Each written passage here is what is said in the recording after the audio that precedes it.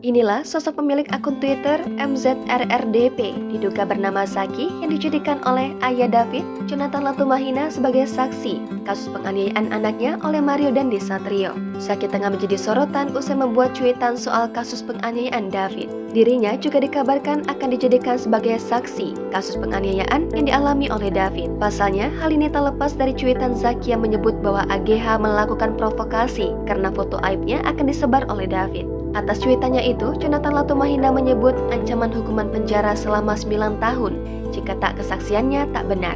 Hal tersebut diungkapkan oleh Jonathan Latumahina melalui akun Twitternya @seksiksak.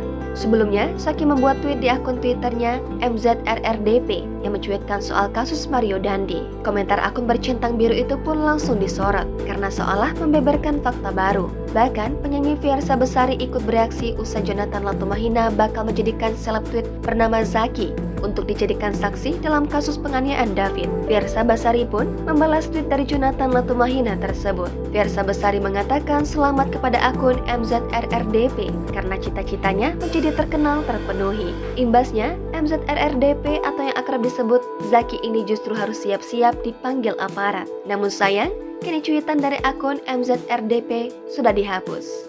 Dirinya pun sudah mengunci akunnya sehingga tak lagi bisa diakses. Akun Twitter MZRRDP mendadak ramai diperbincangkan di jagat maya media sosial itu. Selain itu, ia juga telah mengganti alamat akun Instagram @izaki yang sebelumnya muncul di biodatanya menjadi tautan ke laman Instagram.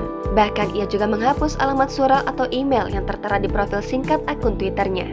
Melalui akun Facebook diduga milik Zaki bernama Muhammad Zaki RRDP, disebutkan jika ia berasal dari Bandung, Jawa Barat dan kini tinggal di Jakarta. Zaki juga memiliki laman khusus penggemar di Facebook dengan nama serupa dan memiliki 150 pengikut. Namun, hingga kini belum diketahui pasti kebenaran akun tersebut. Zaki pun bahkan belum angkat bicara terkait dijadikan saksi kasus penganiayaan Mario Dandi terhadap David. Jangan lupa subscribe, share, komen, dan like ya!